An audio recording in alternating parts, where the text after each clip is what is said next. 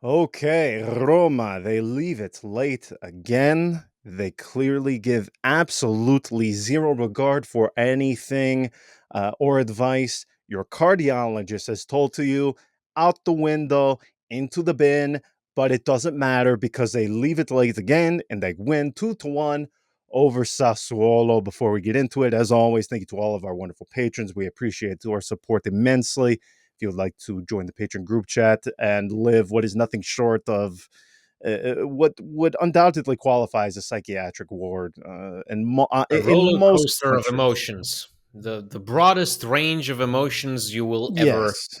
know. If for some reason you want to add more chaos into your life and live every single match on the seat of your pants, or is that how it is? By the or no? If you want to live every match on the edge of your seat, I And I'm don't know sorry, but where I was. English is your first language. I'm sorry, but Oh that's my god! Well, I mean, technically second, but it's almost as if I have two second languages and not first because I'm just anyway. Anyway, if you want to join the psychiatric ward, patreon.com/RomaPress. And of course, if you could subscribe, like all of that fun stuff on YouTube, youtube.com/@ISRomaPress for the video version of the podcast. This is what I said in my reaction podcast for the patrons. You can't complain about the ingredients if the final dish tastes superb. I'm not going to come on here and complain or be overly analytical of the first half. Of even, I mentioned it in the group chat during the match. I said, has anybody noticed I have actually shown some growth as a human by not absolutely dunking on Leandro Paredes on a bi-weekly basis, which I would have every right to do because that first half was abominable, not only by him but the entire team. Because there's no reason for me to come on here and even begin to make sense of this. There's no reason to try and rationalize everything that is taking place right now with Roma, at least from a league standpoint. Andy, there's no making sense of it. There's no making sense of it. Now, today, Roma, they score they score both goals within the final 15 minutes. In the 70th minute, again, our data and statistics staff, they are currently out yeah, of the currently on office. leave, Okay, so unpaid leave. 63rd minute. Okay, so they had more than half an hour to play with a one-man advantage, and I do think that clearly influenced the match. That clearly had a big factor. They That first half, it's difficult for me to find the words because that was abominable, in my opinion. For a team that has Paulo Dybala, Romelu Lukaku in attack, to labor to this degree, it, I can't just accept it. I can't accept it. I can't. But I'm also not going to, again, be overly analytical on it because clearly this recipe that they have here, it works. I don't have to like it. I don't have to like that you are using mm, the type of pasta noodle I would not prefer in the dish. As long as the final dish itself tastes superb in the form of a victory, that's frankly all I care about, and really what I'm sure 99% of people care about. I, the only thing I don't like is the trade off of a heart attack in the first 60 minutes versus, or I should say, frustration and anxiety, madness in the first 60 minutes, added to the final half an hour of stroke, heart attack, brain aneurysm. I'm sure there's even far worse than that. So there's no making sense of this. I can't do it. You can't do it. Clearly, there is something that you have to first off applaud the belief that they maintain until the very end. They're what we see tonight, what we saw against Udinese. I mean, we can go on and on and on and on and on. Compare that to again when Roma were under Paulo Fonseca. They go down one goal. It's put a bow on it. This thing is done. Put it in the post. You can send it off. It's finished. They are not overturning this result. I mean, at least now, again, I said it on the in last week's episode. You have to watch the full match now. You are forced to watch all 90 for better or for worse, by the way. Watch all 90 minutes of Roma because something can happen, whether it be the first minute or the 98th minute of extra time. It can happen. Anything can happen. I applaud them for that. I commend them for that. I mean, there's no reason again to come on here and say, "Oh my gosh, the midfield in the first half disastrous." What happened to why did Indica fall asleep on the goal of Bernardi? By the way, we knew Bernardi was going to play at least some part in this match because the way Jose Mourinho came out and purged him a little bit in the pre-match, you knew he was either going to have a goal or an assist. So we all knew that was already a foregone conclusion. But in the end, they win, and I will just say it once more. I'm not going to complain, nor should anyone complain of the ingredients if the final dish is superb. I don't know what else to say. Okay, so let me take over from here. I don't know if I'm supposed to be today the glass half full, the glass half empty, because it seems like people have a split opinion as to who takes on what role on this podcast. All I can really add to that, it's that um, it is definitely true that Roma, as a viewer, now puts you in a position where you go really through the whole range of emotions that our group chat also experiences for the patrons, because they really put you through the test, and they make you doubt them, they make you believe in them, they keep you guessing. And that takes on various different forms. I mean, it can range from certain decision making that goes into Jose Mourinho's substitutions. It can go into um, the way the team approaches the match to begin with. It can range from being once again helpless in the face of a goal that you concede, that you would not have conceded last year. So they give you everything right now. Like it's a full on experience. Once upon a time, you could have easily just switched on your TV, you switched off your TV, and you could have just walked away from it safely and said, "Well, listen, Yeah. this is how it's gonna pan out." Well, now it's different. Now, for better or worse, like you said, this whole thing, with Roma making these late comeback wins in the league, is at the same time exciting and terrifying, because it really does not allow you to get a good read on the team. All I can say is I like certain individuals. I can point to performances that I like, that interest me, that I want to see more of. Um, I like that Sardar Azmoun is increasingly becoming, Yes. a steady tool within Mourinho's toolbox, and I like that. I like the fact that what we can count on is that desire to win. In the end, there is a desire to win. There is an ability to make it look pretty. There is an ability to keep some sort of stability, solidity that meets our expectations. Because hey, you should not be conceding as against Sassuolo at the 20th minute. But we can't ask for everything. At the end of the day, this is Roma. What we can ask for is to at least be consistent.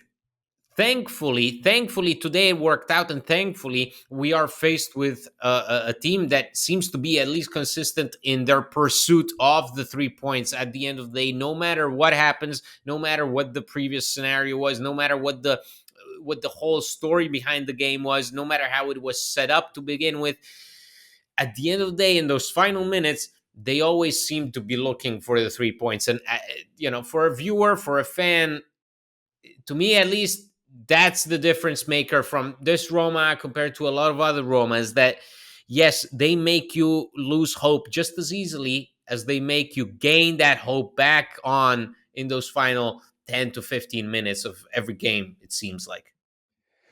It really is a test of of the human spirit from a viewer standpoint. I mean, as you just said, man, they make you live every single emotion in such a condensed period of time. You go from wanting to rip your hair out, you go from seeing this from seeing this pass of Berardi, which for me at least, it was slow motion. You saw it happening as it came off his foot, rolling slowly towards the back post. We knew that was going to happen. We we see, I mean, this range of things happen all within again a very short time span. I don't know what to make of it. Like I'm sitting here, I'm watching all of these breakdowns. I have the zone in the background. I'm watching all of these professional ex Italian footballers give some sort of insight as to what they believe on this. There's nothing anybody can do to explain this, man. There's no. I just want to add the fact that Mourinho just started speaking in Portuguese live on Yeah, television. yes. I think that's his like that. I think that comes down to him wanting to send basically a message of whatever I say, I'll get crucified. So I might as well say it in a language I feel 100% comfortable in. Well, we saw what happened. Well, anytime I respond, the referee, the Italian Referees Association, anytime they respond, you just know it's going to be a disaster class of a statement, because the only time they respond is when they are getting criticized, or when there is a massive mistake that clearly everyone, even your 99 year old nonna with cataracts, is able to see as to what the very clear evidence was on the pitch that they got wrong. But I still am trying to, in my head, get a read as to what this Roma is, because the fact of the matter is, if this happened once, twice, we can say, okay, a fluke, an anomaly. This is something that, they can do at times, but clearly a performance or earning some result late, it it isn't consistent. It can't be counted on. It can't be maintained. That is not the case for Roma. I mean, again, these sorts of results coming in the latter stages like this. Again, our data and statistics team is out tonight, but I have to imagine when it comes to overturning a result in the final 15 to 20 minutes, I would be hard pressed to find a team that was losing and was able to earn a result in those final 15 to 20 minutes who has a better amount of points earned in that period of the match than Roma. When losing, I just, again, I haven't gone deep into it, but I have to imagine they are at least near the top of all of Europe, because the way they are able to do this, it's astounding to me. And by the way, the manner in which they do it isn't consistent. If you see the way they earn these results, like Monza, for example, where they're unable to do anything for 90 minutes. You have Stefan El Shaarawy. He comes in, you bring him on, and he creates some magic. We've seen that from him 1 million times, but he comes on and he does it. For Udinese, uh, you know, frustrated, but you are wasting plenty of chances. It's not as if you should not have been on the scoreboard far sooner into the match, but inevitably your hard work pays off and you are very well rewarded in the end. Tonight, it's almost like a little bit of both, wherein Rome in that first half, I thought they were so poor in attack. Like it was frightening at times how they were incapable of creating something concrete that wasn't even a clear cut goal scoring opportunity, but something that could have even been mistaken or perceived as a goal scoring opportunity, like into the opponent's area. It seemed like they didn't do anything, and and then in the second half, again they start off, I thought, a bit sluggish, and then you get the red card midway through.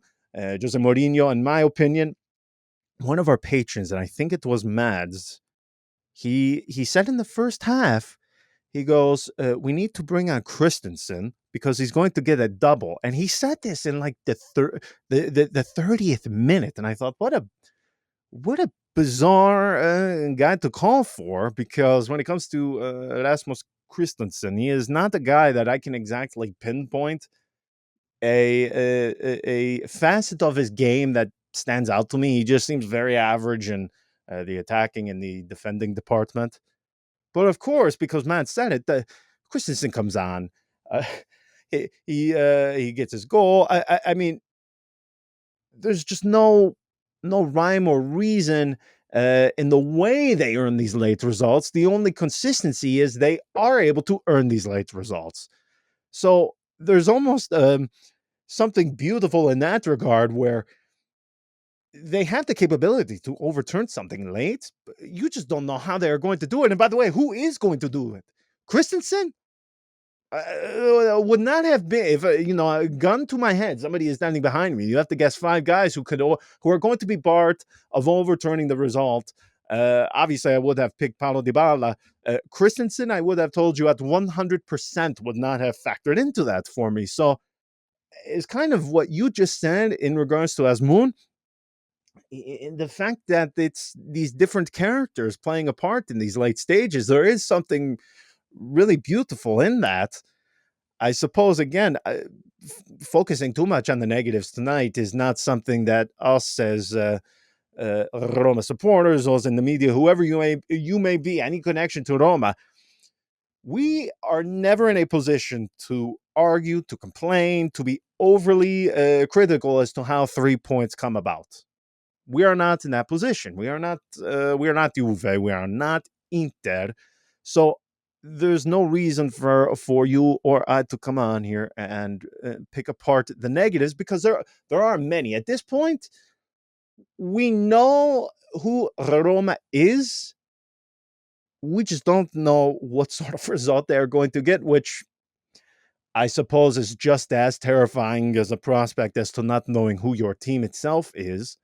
But I don't need to tell anybody how important tonight's points were, because in about 15 minutes, Napoli is about to kick off against Inter. You are now level on points with Napoli, so for the fourth and final Champions League position. So you are now in a place where you are there. You are there. You have absolutely fumbled the early parts of your season. You are there now. And I say this with a bit of caution, but this is where the death march of your calendar enters. You are about to enter the most crucial, the most difficult period of your season to date. And as you and I both said before, the December run of fixtures comes up, you need to earn every single point imaginable before you begin that stretch of where you're facing Bologna, Juve, Napoli. After the new year, Atalanta, Milan. You have to get as many points as possible. You can't drop any. Udinese, check. Sassuolo, check. You can't argue with it. You may not like the ingredients, but the final dish is all I care about. And it uh 2 from 2 before you enter the very difficult part.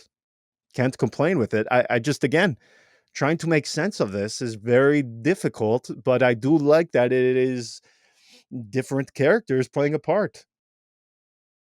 Well, yeah, I mean, and it does tap into that, the idea that Mourinho used at the beginning of the season, where he repeatedly said, "Well, I have a number of options." He admitted it. I have a number of options, like he said it the last time as well. I have a number of options, um, because it's true. The Yes. options are there.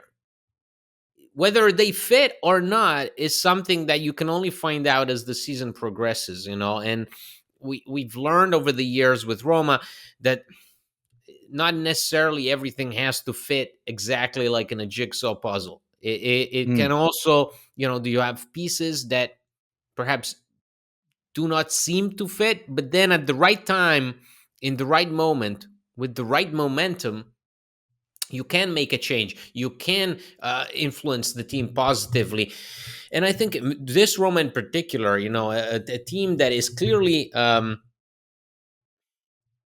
it's a weird mix between a team that more or less knows what it's doing, and a team that is still learning what it's supposed to do. And Mm, we've seen most of these players here were last year as well. This year they're still back. It seems like they're back to square one mostly. mm, So that's not a bad thing when you're also trying to, to add fuel to the fire, bringing in guys like Christensen, like Sardar Azmoun, guys that cannot unfortunately contribute to your Europa League campaign. So hey, you might as well have them out there playing in the league, because you really need all the weapons that you can afford to have on the pitch. Because again, it's not given, it's not granted. Having Romelu Lukaku and Paulo Dybala doesn't automatically give you the 3 points. It doesn't. We've seen it happen tonight again. It doesn't allow you to take things for granted. Just because you have these quality players in the attack doesn't mean that you are all of a sudden superior to your opponent. We saw it against Servette. We saw it against Slavia Praha. So mixing things up is what made Roma under Mourinho become great in obviously their limited capacity. But when things worked, it was because you went not the conservative route. You went out there and you tried to put it all together, all into a melting pot, and try to see what comes out of it. I think there has to be a healthy portion of taking risks with this Roma. You just, because you want to hang on to that top four, you want to be there.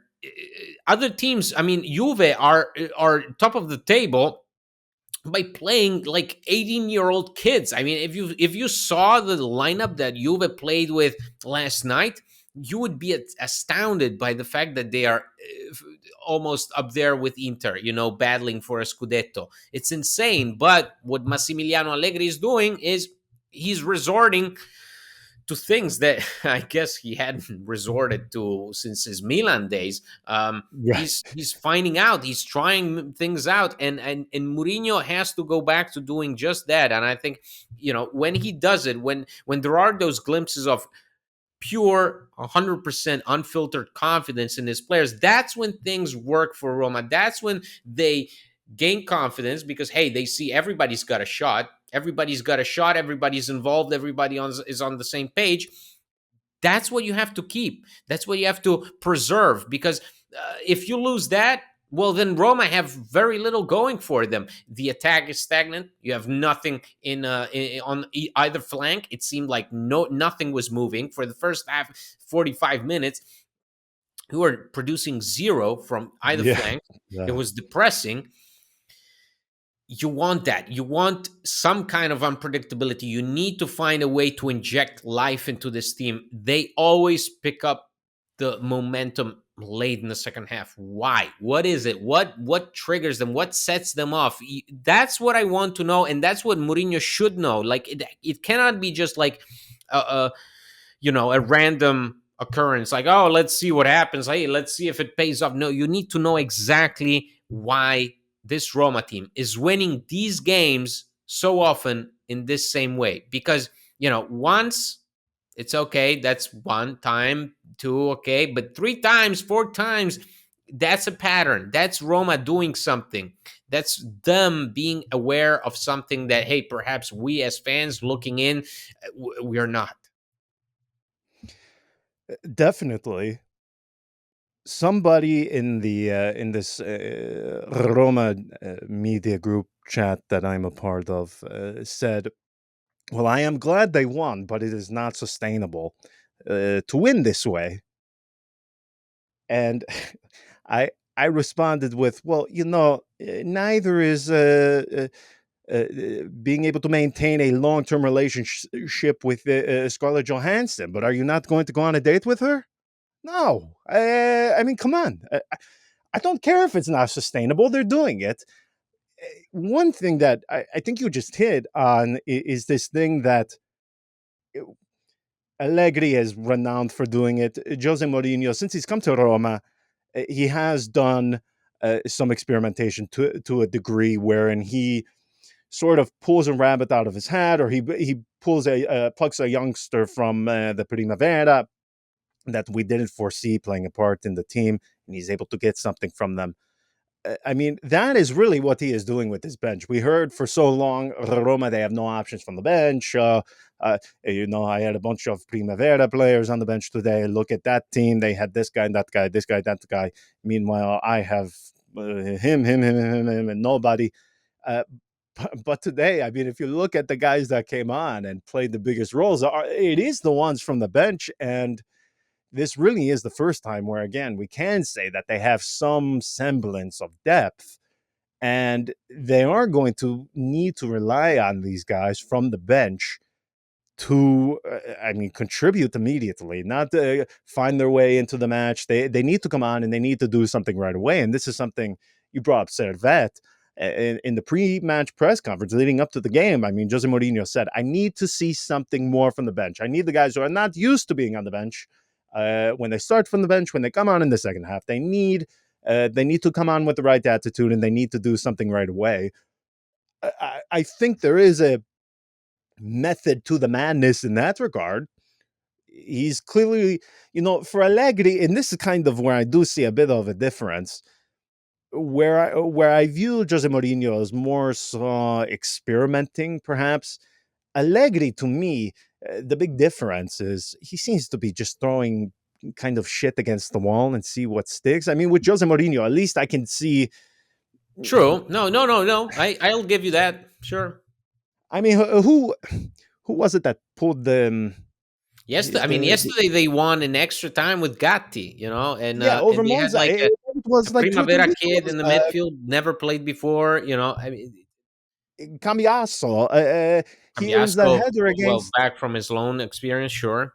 Right, right, but I think it was it, this year was circumstances, and it's true. Like there's been Massimiliano's been throwing things at the wall, and it's been sticking. I think I would like to see more of Jose also throwing things at the wall and seeing if they stick, because it doesn't necessarily have to be. I think with Mourinho, the difference is that he is so invested. Like the team performs if Mourinho is invested, and I mm, think it really they thrive when he is fully on board. And I think that there are ups and downs there when he gets them going. And yes, I think these comebacks, if anything, are a sort of reaction to whatever he tells them, whatever it is that Mourinho mentality or spirit that makes you go, oh yeah, that's the Mourinho that I know. I think that's particularly visible in those instances. Like I don't know, I don't have any other answer. I don't have a reason why all of a sudden in the final 15 minutes of if I think about it, what was it, like 5 games this season that we've done this yes, exact same thing, more or less? Like, if I think about it, not once did it feel like it was flukish. It felt like the team yes, was just correct. waiting for it. So that has to come from somewhere, and I don't know where it comes from. You just said it perfectly. It doesn't seem like an anomaly, or it does not seem like it is something that happens simply by circumstance or at random, because we saw it so many times. I hate to pick on Paulo Fonseca, but there was just something about his Roma. Just at times, it was so unappetizing.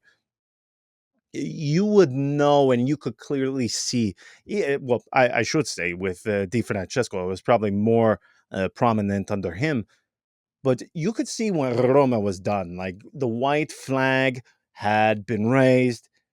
75th minute, there was nothing. They were out. They couldn't do it. They didn't believe it. Whatever it may have been, they were not fighting like this until the end. The way they are going about it to win like this is late. I mean, again, it is not happening. It's not happening by chance. It's not happening by random. I mean, they are going out there. These guys that Jose Mourinho decides to bring on in the second half, they are going out there and filling a purpose. They are going out there for a reason. I mean, if you look at some of the data from tonight, okay, now I wasn't sure what it. Well, okay, never mind. I do have it. If you pull it up, the XG, because again, this is my favorite data point now. Um, Ever since that game, it started becoming more prominent a few years ago, because it does give you, at least in part, whether it gives you. a much clearer answer as to what you were saying before you, as to whether or not they did have opportunities to find the back of the net. Now, in the first half, Roma, they ended the first half with an XG, an expected goals of 0.29. Sassuolo, 0.74. And as we know, the score is 1-0 to Sassuolo going into halftime. Now, how did the match end? Well, Roma, they ended the match with an XG of 2.21, whereas Sassuolo, they ended with 0.88. That speaks for itself. Roma, what they did in that second half, particularly, I mean, something clicked with them once that red card happens, which you have a one-man advantage. You are going to expect that. That is an obvious. But there is a difference between something clicking like that and just very clearly having an extra man on the pitch versus what they did, where all of the actions, all of the episodes, they were very calculated. They were well thought out. Whereas in that first half, man, it just looked like they were out of answers. The comparison of that first half between the second, and I don't even care how much of a factor that red card plays. You just look at them in their belief, their execution, um, the character, the will.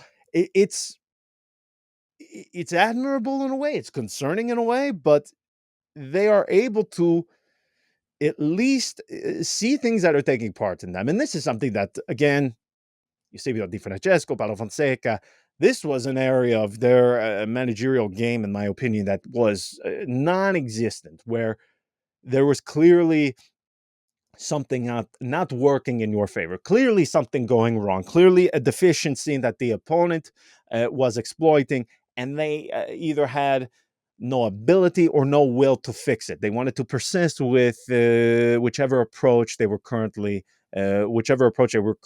implementing within the team. Mourinho, man, the complete opposite of that. He sees one thing and it's okay. Do it. Let's change it. Let's fix it. Let's bring something out. Clearly, he saw something with Christensen. I thought, again, I would never have expected that. If I was going to make a change in that match, it would not have been to bring out Christensen. It probably would have been something with Paredes. It probably would have been something targeted with the midfield. Say what you will of Jose Mourinho. You may love him, you may hate him. Tactically, and I have said this time and time and time again, you compare him to the recent managers of Roma.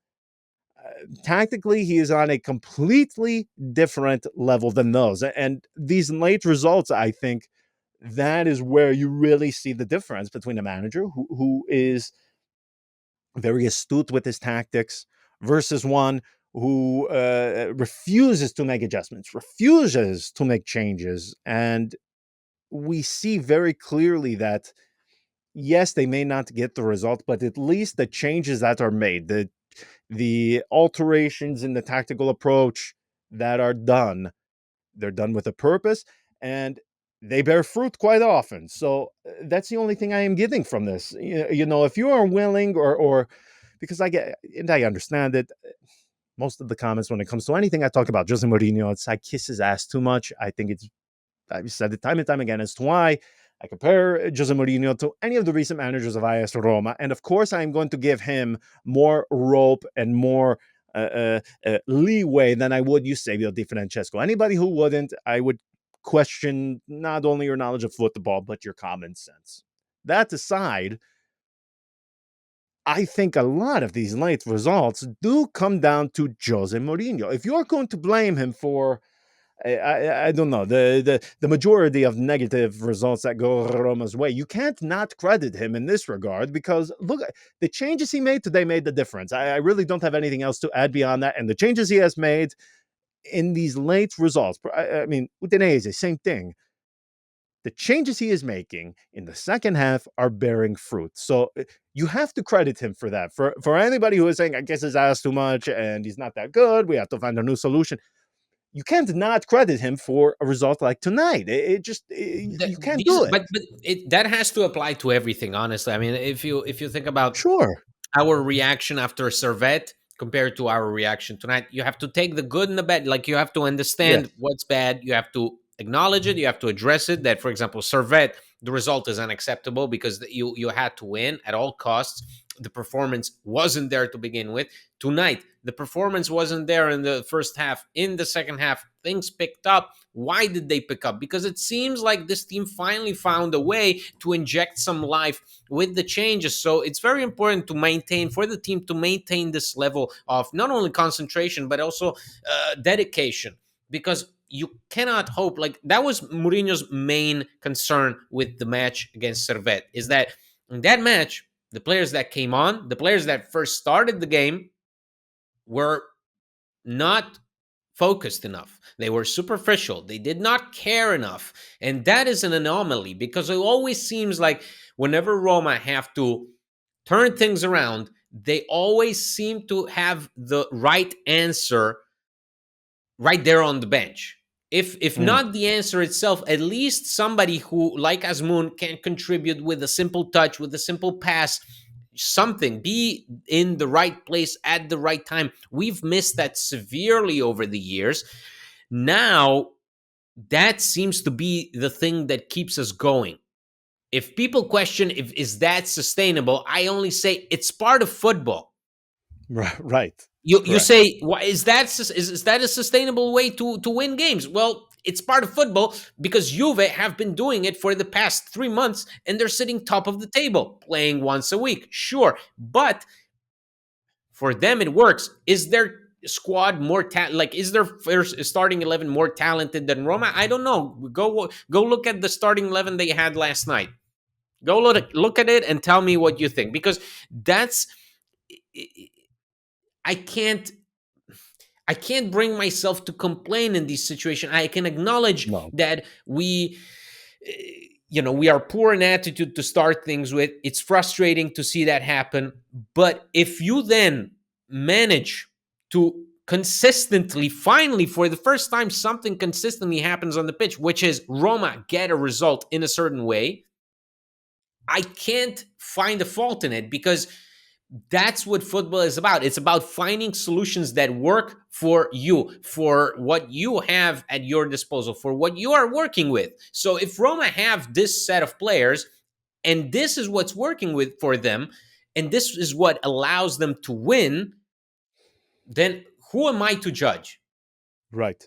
Well, and Simple. the thing too is, one of our page, somebody in the group chat, immediately after Roma conceded that goal in the first half, I forget who it was. I'm not criticizing, but they said something to the effect of, "Well, what do you expect when you have somebody like Llorente starting in defense? Wanting to finish top four with a player like Llorente in defense, that can never happen." And the first thought that came to my mind was, Juve got a result against Inter with Rugani playing 90 minutes. Also, They, Llorente has been one of the better I players thought he for has been Roma this good. season, with the exception of the Inter match where that was a clear mistake of his. I honestly think he's been one of the more consistent performers. Me too, but my point was, I mean, Inter has a Cherby. I mean, every single team that has won something has some sort of defect, whether it be from an individual perspective or an entire department perspective. But what it comes down to is masking those deficiencies. And I don't, I can't accept that, they can't win because they had this player, that player. I mean, Roma has a good team. They have a good amount of depth. They have guys that they can count on. So I can't accept that sort of explanation as to why things are not happening. I mean, just to end this, I know, and as I said to the person who said that this is not sustainable, and I made that comment about Scarlett Johansson. I mean, I don't think anybody. This is one of those things. Nobody is going to expect Roma to come down 1-0 every single match, and in the final 15 minutes score goals. We know that. That is common sense. Every single thing that your eyes tell you, for the amount of football, and even I'm sure the maths say that this could only happen a handful more of times. Like, that's just one of those comments, in my opinion, that is like, well, yeah, duh. Like, okay, I don't expect Roma to win every single match in the final 10 to 15 minutes. I understand that. But there is an overriding theme, in my opinion, as to how these things are coming about. It's about the substitutions, it is about the changes, it is about the belief until the very end that they can do it and they can overturn a result. So now, technically, they are tied for a top four place. We are waiting for something to happen in Napoli, Inter, currently 0-0. It is right about the 10th minute. We will see what happens, but where are you before they enter this absolute death march of a December? Where are you with this Roma? Because I still don't really know what I realistically should expect from a week to week perspective, but I suppose that's also what makes it interesting. I think it really will be a schedule based on each match on its own. Whatever happens, happens. Carpe diem, basically. There's just Mm, no way to foresee what can happen. There's no way to predict what Roma may do or may not do. There's just no way. And for better or worse, I have a feeling they also themselves don't know it. They don't know what they're capable of. Really, that's for me. It's the only logical explanation as to why these wins happen the way they do is that this team doesn't know what they're capable of. So they only realize too late in the game, and that's when they switch it on. So therefore, whatever is awaiting us around the corner, that's way into the future for this team. This team can only handle so much. It seems like they can only handle things as they are unfolding right before their eyes. They cannot look into the future. They cannot prepare in advance. They can only respond and react to what's going on right before their eyes. that is the perfect way to end it. Expect the unexpected. I don't know what else to say. We will leave it there. We will again return later in the week. Until then, ciao.